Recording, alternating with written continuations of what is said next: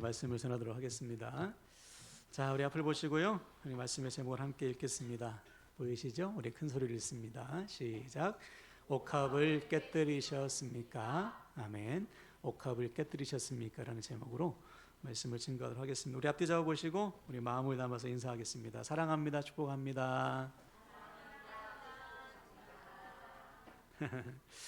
네, 감사합니다. 오늘 함께 예배드리는 모든 우리 지체들을 축복하고요. 오늘 처음으로 함께 예배드리는 우리 가족이 있습니다. 우리 유정혜 권사님 친정어머니 되시죠? 예, 박수로 축복하겠습니다.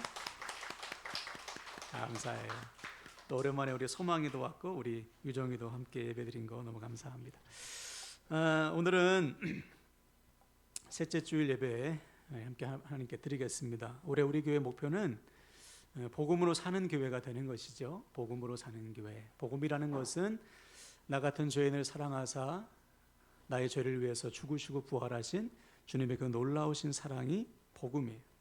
그래서 이 복음을 증거하는 삶, 복음이신 주님을 믿고 복음이신 주님을 증거하는 삶을 사는 것이 바로 복음으로 사는 것입니다. 그때 우리 삶에 복음의 열매가 나타나게 되는 것이죠.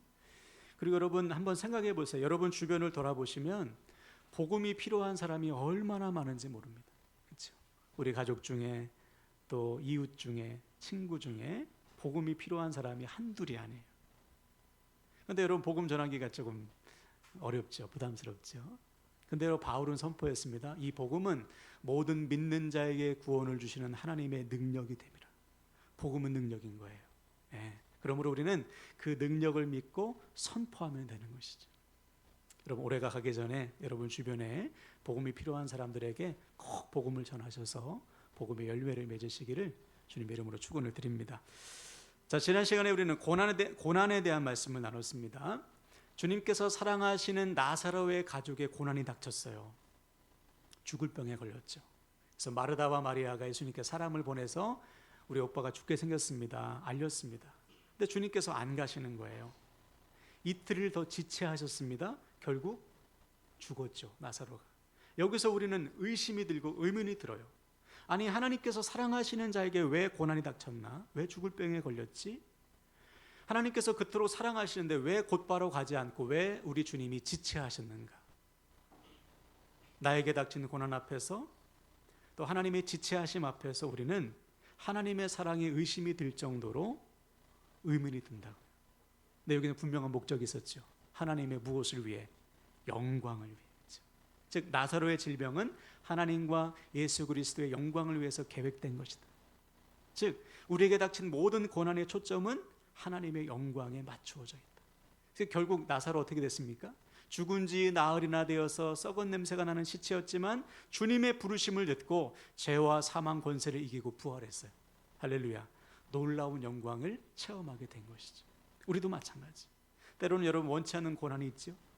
또 하나님께 기도했는데 하나님이 응답하시지 않는 지체하심을 우리가 경험하게 되지 않습니까? 그때 우리가 할 것은 뭐냐? 절망하는 것이 아니고 하나님의 섭리와 계획을 믿고 인내하는 거예요. 아, 내 모든 삶이 하나님의 완전하신 정확하신 섭리와 계획 안에 있음을 믿고 믿음으로 인내하는 거예요. 그때 우리도 고난을 기적으로 바꾸어 주시는 하나님의 영광을 체험하게 될 줄로 믿습니다. 자, 오늘은 요한복음 8번째 시간인데 옥합을 깨뜨린 마리아의 이야기입니다. 너무나 유명한 이야기죠. 우리가 이미 마태복음을 나눌 때 한 번 나눴어요. 오늘 또 나누는데 자, 먼저 1절을 보시면 본문 1절입니다. 6월절 엿새 전에 예수께서 베다니에 이르시니 이곳은 예수께서 죽은 자 가운데서 살리신 나사로가 있는 곳이라. 그렇죠. 주님께서 6월절 엿새 전에 베다니에 오셨습니다. 여러분 6월절이 뭘까요? 6월절. 이스라엘의 절기 중에 가장 중요한 절기죠. 하나님께서 애굽에 있는 이스라엘 백성들을 구하실 때 10가지의 재앙을 내리죠. 마지막 재앙이 장자, 그죠? 첫 새끼, 첫 아들을 죽이는 재앙이었습니다. 그런데 이 재앙을 피할 방법이 있었어요. 뭐죠? 누구든지 집 문설주와 임방에 어린 양의 피를 바르면 낫는다. 그 죽음의 재앙이 넘어간다. 이때 넘어간다는 뜻이 바로 6월입니다. 그래서 죽음의 재앙이 넘어간 날, 이날은 하나님께서 이스라엘 백성들을 구원하신 날이에요. 죽음에서, 사망에서, 심판에서. 근데 여러분, 주님께서 언제 돌아가셨죠? 좀 어렵죠? 주님께서 언제 돌아가셨냐면은 유월절 어린 양을 잡는 날에 돌아가셨어요. 이게 유월절 예비일인데 이때부터 유월절이 시작됩니다. 유월절은 좀 어렵게 니산월 14일, 15일 이틀간 되는데 14일 양을 잡는 날부터 유월절이에요. 즉 우리 주님께서 유월절 어린 양이 되셔서 우리의 죄를 대신하여 죽으셨다는 거예요. 그것이 유월절 어린 양의 피의 이유입니다. 예수 그리스도께서 친히 유월절 어린 양이 되셨다. 성경이 이렇게 쓴 거예요. 한번 읽어볼까요? 요한복음 1장 29절 시작. 이튿날 요한이 예수께서 자기에게 나오심을 보고 가로되 보라 세상 죄를 지고 가는 하나님의 어린 양이라. 그렇죠? 예수님이 유월절 어린 양이다. 여러분, 주님의 그 피값으로 지금 우리가 살았어요. 아멘이십니까? 네. 그날을 기념하는 날이 바로 유월절이다. 그래서 오늘 본문의 시간은 언제냐? 주님께서 십자가에 달리시기 6일 전이라는 거예요.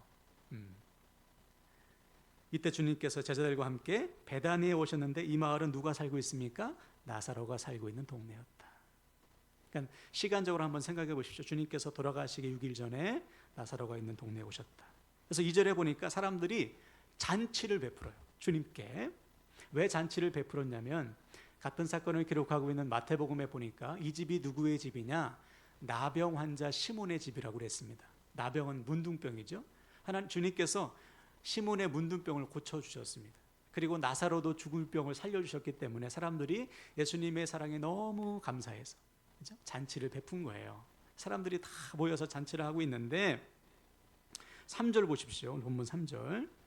마리아는 지극히 비싼 향유 곧 순전한 나드 한 근을 가져다가 예수의 발에 붓고 자기 머리털로 그의 발을 닦으니 향유 냄새가 집에 가득하더라.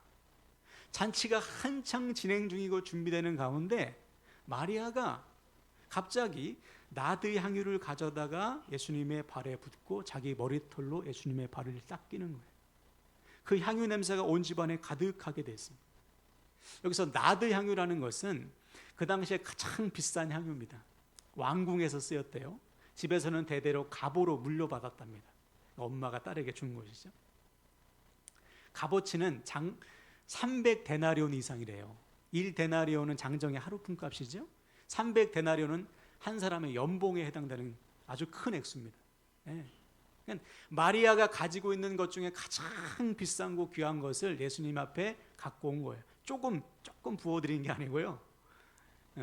마태복음 26장에 보니까 옥합을 깨뜨렸대요.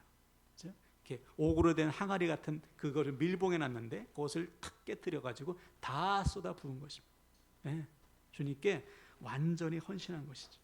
왜 그랬을까요? 왜 그랬을까? 본문의 구체적인 이유는 말하고 있지 않지만 우리가 유추해 본다면 마리아도 예수님께 받은 사랑과 은혜가 너무 큰 거예요. 주님의 사랑을 생각하니까, 주님께서 나에게 베푸신 은혜를 생각하니까 자기의 가장 귀한 것도 아끼지 않을 정도로, 나드 향유도 아깝지 않을 정도로 주님께 자신의 모든 것을 내어서 헌신한 겁니다. 보답한 것이죠. 은혜에 보답한 것. 여러분, 여기서 우리는 헌신이 뭔지 알 수 있습니다. 여러분, 헌신은 대단한 사람이 하는 게 아닙니다. 많은 것을 가졌다고 할 수 있는 게 아니에요. 누가 할 수 있느냐? 주님의 은혜와 사랑을 받은 자만이 헌신할 수 있습니다. 네. 가난하고 연약하고 부족해도 주님께 받은 사랑과 은혜가 있으면 마리아처럼 자기에게 있는 것을 아낌없이 헌신하는 거예요. 우리가 잘 아는 바울도 보십시오. 그는 잘 나가는 유대의 지도자였습니다. 그죠? 장래가 아주 그냥 앞길이 뻥뻥 뚫린 사람이었어요. 네. 그런데 그는 그동안 자기가 유익하게 여기던 모든 것을 배설물처럼 버리고 주님을 따랐습니다. 결국 로마에서 목이 잘려서 순교했어요. 자기의 생명을 주님께 내어드리면서 아낌없이 헌신했습니다. 왜 그랬을까? 바울도 마찬가지예요. 자신을 향하신 주님의 사랑을 생각하면 자기의 생명은 조금도 아깝지 않은 거예요. 주님께서 자기를 위해서 생명을 내어주셨기 때문에 나도 기꺼이 주님께 생명을 내어드리는 것이죠. 그래서 그는 이렇게 고백합니다. 갈라디아서 2장 20절 시작. 내가 그리스도와 함께 십자가에 못 박혔나니 그런즉 이제는 내가 사는 것이 아니요 오직 내 안에 그리스도께서 사시는 것이라 선포합니다. 이제 내가 육체 가운데 사는 것은 나를 사랑하사 나를 위하여 자기 자신을 버리신 하나님의 아들을 믿는 믿음 안에서 사는 것이라. 아멘. 주님이 먼저 나를 위해서 헌신했다는 거예요. 나 같은 죄인 중에 괴수를 위해서 자기의 생명을 헌신하셨기 때문에 나도 그 사랑에 보답하는 거예요. 나의 생명을 아깝지 않고 하나님 앞에 다 내어드리는 것이죠. 이게 헌신. 우리도 마찬가지. 여러분, 주님은 나 같은 죄인을 구원하시기 위해 자기의 생명을 내어주셨어요. 아멘이십니까? 그럼 우리도 누가 시키지 않아도 바울처럼, 오늘 본문의 마리아처럼 나에게 있는 가장 귀한 것이라도 아낌없이 헌신하는 것이 마땅한 것입니다. 반면에 주님의 사랑과 은혜를 모르는 자는요, 죽었다 깨어나도 헌신 못해요. 오늘 본문의 가룟 유다를 한번 봅시다. 5절을 볼게요. 유다가 어떻게 반응했을까? 5절 제가 읽겠습니다. 이 향유를 어찌하여 300데나리온에 팔아 가난한 자들에게 주지 아니하였느냐 하니. 그렇죠. 주님을 향한 마리아의 헌신을 본 유다가 발끈합니다. 야, 그거 팔아가지고 가난한 사람들에게 주지 왜 주님께 다 쏟아붓냐. 같은 사건을 기록하고 있는 마가복음 14장 3절 한번 볼까요? 이렇게 말합니다. 시작. 어떤 사람들이 화를 내어 서로 말하되 어찌하여 이 향유를 허비하는가. 그렇죠. 유다는 마리아의 헌신을 허비로 보았습니다. 낭비로 봤어요. 야, 왜 낭비하냐 그거. 그거 아까운 거 왜 주님 고작 발 닦는 데 쓰냐. 아니면 팔아가지고 가난한 사람들 나눠주면 훨씬 좋지. 물론 유다의 말이 일리는 있죠. 한 사람한테 쓰는 것보다 팔아가지고 여러 사람 나눠주면 좋잖아요.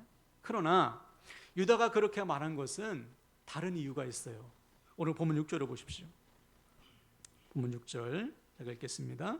이렇게 말함은 가난한 자들의 생각함이 아니요 그는 도둑이라 돈꾀를 맞고 거기 넣는 것을 훔쳐가미르라. 그렇죠. 유다는 가난한 사람 생각해서 그렇게 말한 게 아니고, 아우 저거 내가 가질 수 있는데 내 건데 주님께 드리는 것이 너무 아까워. 여기서 보세요, 여러분.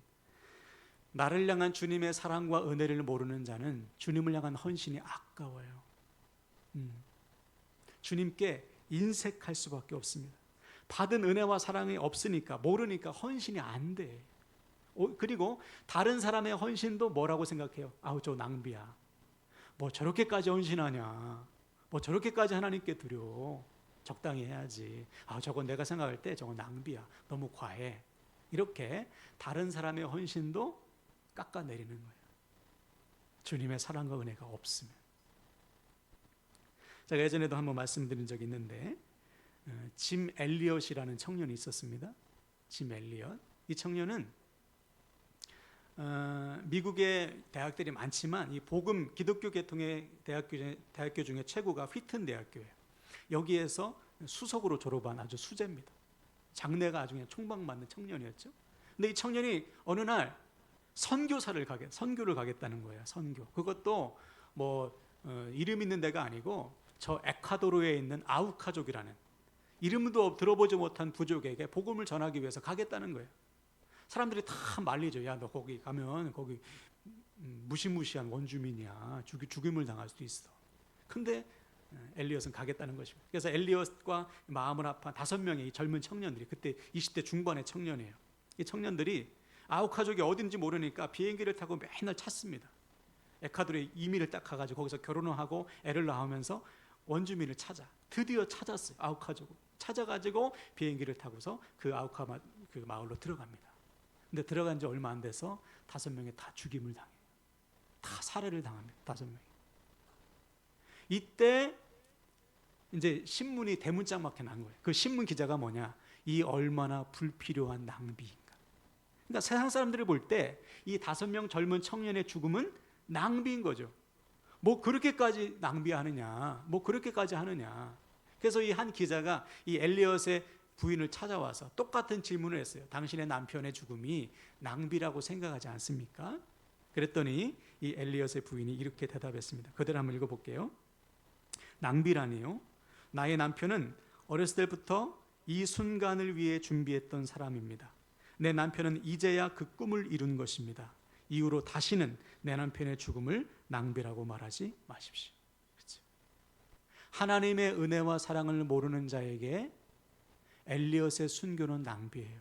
그러나 하나님의 사랑과 은혜를 아는 자에게 엘리엇의 순교는 무엇과도 바꿀 수 없는 영광인 것입니다. 자, 그 후로 아우카조가 어떻게 됐을까? 5명의 선교사, 죽임을 당한 선교사의 가족들이 다시 아우카족으로 들어갑니다. 부인들과 아이들이, 갓난 아기들이 아우카족으로 들어가요. 다행히 아우카족은 여자와 어린아이는 안 죽이는 풍습이 있었습니다. 그래서 거기서 저마다 이제 기술을 배워서 들어간 거예요. 엘리엇의 부인은 간호사 공부를 해서 들어가서 이제 의료 선교를 하는 겁니다. 그렇게 몇 년을 섬겼는데 어느 날 이제 추장이 궁금한 거예요. 당신도 도대체 누구길래 여기까지 와가지고 우리를 섬기느냐. 그랬더니 엘리엇의 부인이 그때 대답하는 거예요. 우리는 5년 전에 당신들이 죽인 5명의 선교사의 가족들입니다. 당신을 향하신 하나님의 사랑이 너무 커서 우리가 다시 당신들에게 왔습니다. 그 말에요, 이 아우카족의 족장뿐만 아니라 그 모든 사람들이 그날에 예수 그리스도를 영접합니다. 부족 전체가 구원받는 역사가 나타났어요. 그러므로 엘리엇의 죽음은 낭비가 아닌 거예요. 그의 죽음을 통해 부족 전체가 주님께 돌아오는 생명의 역사가 나타났어요. 놀라운 열매로 이어지게 된 것이죠. 우리도 마찬가지죠. 하나님은 지금도 그렇게 일하십니다. 한 사람의 순교, 한 사람의 옥합을 깨뜨리면 그 헌신을 통해서 수많은 사람을 살리는 거예요. 그래서 오늘 본문에도 보니까 옥합을 깨뜨리자 집안 전체에 그 향유 냄새가 가득하게 되었다고 했잖아요. 우리가 우리 자신의 옥합을 깨뜨리면 우리 주변이 다 사는 거예요. 이 사실을 믿으시기 바랍니다. 자, 그래서 여러분, 오늘 우리는 우리의 헌신을 좀 돌아봐야 돼요. 나도 오늘 본문의 마리아처럼 나를 향하신 주님의 사랑과 은혜에 감사하며 내 삶의 옥합을 깨뜨리고 있는가? 기꺼이 내 자신을 주님께 헌신하고 있는가? 그래서 내 주변이 살아나고 있는가? 아니면 가룟 유다처럼 나를 향하신 주님의 사랑도 모른 채 주님을 향한 헌신을 낭비라고 생각하고 있지는 않냐 말이지. 물론 우리 중에 대놓고 주님을 향한 헌신은 낭비지, 나는 낭비하지 않을 거야, 나는 절대로 옥합을 안 깨뜨려, 옥합을 꼭 붙잡고, 이런 사람은 없을 겁니다. 그렇죠? 다 옥합을 깨뜨려서 하나님께 헌신하고 싶죠. 그런데 예수님 시대나 지금이나 많은 사람들이요, 헌신이라는 말만 들어도 좀 부담스럽게 생각해요. 좀 어렵게 생각합니다. 제가 지난 2월 달에 우리 교회가 후원하고 있는 충주에 쉴만한 물가 교회가 있어요. 그 교회가 이제 첫 번째로 부흥회를 하는데 처음으로 저를 이제 부른 거예요. 1일 부흥회를 하는데 그때 설교의 주제가 헌신이었습니다. 그래서 한 30분 설교한 다음에 이제 바통을 이어받아서 그 교회 담임 목사님이 기도회를 인도하시는데, 기도회를 인도하시기 전에 한 말씀 하시더라고요. 지금까지 교회를 개척하고 10몇 년이 지나는 동안 헌신에 대한 설교를 한 번도 안 했다는 거예요. 왜 안 했을까요? 여러분, 목사님들도 부담돼요. 헌신하라고 했다가 시험 들면 어떡해, 그렇죠? 성도들이 부담을 느끼고 실족하면 어떡하나. 그래서 헌신을 하라는 설교를 못 한 거예요. 근데 여러분, 이것은 우리가 헌신에 대해서 오해하기 때문입니다. 하나님께서 우리에게 헌신을 명령하시는 것은 우리를 부담스럽게 하려는 게 아니에요. 좀 전에 말씀드렸듯이 하나님의 은혜와 사랑을 아는 자는, 체험한 자는요, 누가 시키지 않아도 헌신합니다. 그리고 생각해 보십시오. 오늘 요한 사도가 이 마리아의 옥합을 깨뜨린 사건을 기록한 이유는 너희들도 이렇게 다 해라. 너희들 집에 옥합 있지? 다 갖고 와. 심지어 사도행전 2장에 보면 성도들이 집과 땅을 다 팔아서 사도들의 발 앞에 뒀습니다. 야, 집문서 가져와, 이런 말이 아니에요. 왜 우리가 하나님 앞에 헌신된 삶을 살아야 되느냐? 첫 번째는 우리의 헌신을 통해서 수많은 사람을 살리시기 위함이요, 두 번째는 우리 자신을 살리시기 위함이에요. 구체적으로 말하면 하나님께 헌신되어야지만 이 믿음의 길을 완주할 수 있습니다. 네. 이 사명의 길, 이 구원의 길을 끝까지 갈 수 있어요. 헌신되지 않으면 못 갑니다. 오늘 본문의 유다도 보십시오. 주님께서 부른 사람이에요. 그렇죠? 그래서 주님께 헌신해서 주님을 따라갔습니다. 아, 주님께서 부르시니 가야지. 그런데 가다 보니까 더 이상 못 가겠는 거예요. 왜 그럴까요? 헌신이 안 됐기 때문에. 완전한 헌신이 안 돼서 그래요. 그래서 헌신이라는 단어는 출애굽기에 처음 나오는데 그때 히브리어로 이 헌신은 말레라는 단어입니다. 말레. 무슨 뜻일까요? 말레라는 단어는 가득 차다라는 뜻입니다. 즉 우리가 하나님 앞에 헌신됐다는 것은 내 마음이 하나님으로 가득 찬 상태를 말해요. 바울은 이것을 내가 죽고 주님이 사는 상태, 주님과 연합한 상태, 주님과 하나된 상태를 말합니다. 이 상태가 되어야지만 이 믿음의 길을 끝까지 갈 수 있는, 이게 안 되면 가다가 못 가요. 결정적인 순간마다 갈등하고 고민하다가 자빠집니다. 여러분, 유다가 처음부터 나는 돈을 위해서 주님을 따라야지 그랬을까요? 아니요. 주님께 헌신했어. 근데 말레, 완전한 헌신이 안 된 거예요. 주님으로 가득 차지 않은 것입니다. 어느 순간 그 마음에 물질에 대한 욕심이 들어왔어요. 시간이 지날수록 그것이 점점 마음을 차지합니다. 결국은 돈 때문에 주님을 팔아먹고 비참하게 스스로 목숨 끊자. 우리도 마찬가지. 주님께 온전히 헌신되지 않으면요, 갈등해요. 결정적인 순간마다 하나님과 나 사이에서 고민합니다. 머뭇거려요. 정답이지 알면서도 순종하지 못합니다. 헌신되지 않았기 때문에, 옥합을 깨뜨리지 않았기 때문에.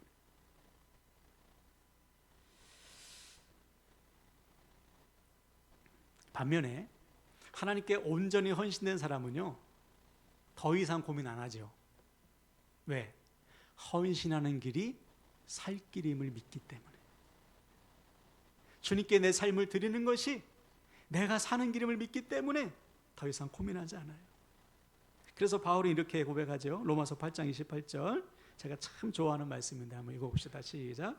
우리가 알거니와 하나님을 사랑하는 자 곧 그의 뜻대로 부르심을 입은 자들에게는 모든 것이 합력하여 선을 이루느니라. 아멘. 여러분, 바울은 안다는 거예요. 안다는 것은 체험했다는 것입니다. 나는 체험했지. 무엇을 체험했어요? 하나님을 사랑하는 자, 그 사랑에 감격하여 하나님의 부르심에 순종하는 자는 하나님께서 모든 것을 합력하여 선을 이루신다. 내 삶을 책임져 주신다. 즉 하나님께 헌신된 자의 삶은 하나님이 책임져 주신다. 할렐루야. 이 믿음이 있는 자는 기꺼이 옥합을 깨뜨리는 거예요. 그러면 사랑하는 여러분, 우리의 삶을 책임져 주시고 합력하여 선을 이루실 하나님을 믿으시고 기꺼이 기쁨으로 옥합을 깨뜨리시길 축복합니다. 자, 그러면 옥합을 깨뜨린다는 게 뭘까요? 그것은 우리가 좀 전에 찬양했잖아요. 나의 왕관을 하나님께 드리는 것입니다. 한번 선포할까요? 나의 왕관을 드리는 것이다. 예. 즉 하나님께서 나의 왕이심을 고백하고 내 삶의 모든 주권을 내어드리는 거예요. 이것이 옥합을 깨뜨리는 것입니다. 주님이 나의 왕이십니다. 나의 주인이십니다. 그때 우리의 삶은 하나님께서 다스리시는 삶, 모든 것을 합력하여 선을 이루는 삶이 되는 것이죠. 반면에 옥합을 깨뜨리지 않으면요, 그것 때문에 갈등해요. 내가 하나님께 맡기지 않으면 그것이 나를 고민하게 만듭니다. 하나님의 주인 되심을 인정하지 않으면 그것 때문에 날마다 눌려요. 계산기 두드리게 돼 있어요. 갈팡질팡하게 만듭니다. 결국은 주님을 떠나게 만드는 것이죠. 예를 들어서 주님을 찾아왔던 부자 청년 기억하십니까? 영생의 비밀이 뭡니까? 주님이 답을 줬어. 야, 내가 너를 참 사랑하는데 한 가지 부족한 게 있구나. 모든 재산을 다 팔아서 가난한 사람들에게 나누어 주고 그리고 나서 나를 따르라. 여러분, 영생은 주님을 따르는 것입니다. 그런데 네가 주님을 따르는데 걸리적거리는 게 있어. 재산을 다 팔아. 무슨 말입니까? 옥합을 깨뜨려라. 근데 이 청년은 못 깨뜨렸어요. 근심하며 주님을 떠나게 된 것이죠. 맡기지 않으면, 주님의 주인 되심을 고백하지 않으면 그것이 우리의 발목을 잡는 거예요. 그럼 사랑하는 여러분, 이 시간 말씀을 마치는데요, 혹시 아직 깨뜨리지 못한 삶의 옥합이 여러분 혹시 있으신가요?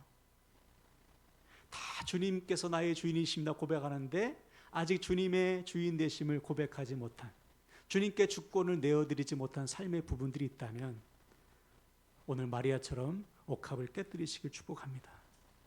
그때 나와 내 주변이 살아요. 그때 내가 하는 모든 일은 합력하여 선을 이루는 삶이 되는 거예요. 이 확신과 소망 가지고 여러분 오늘부터 옥합을 깨뜨려 헌신하는 우리 함께라는 게 모든 지체들 되시기를 주님의 이름으로 간절히 축원을 드립니다. 아멘, 아멘.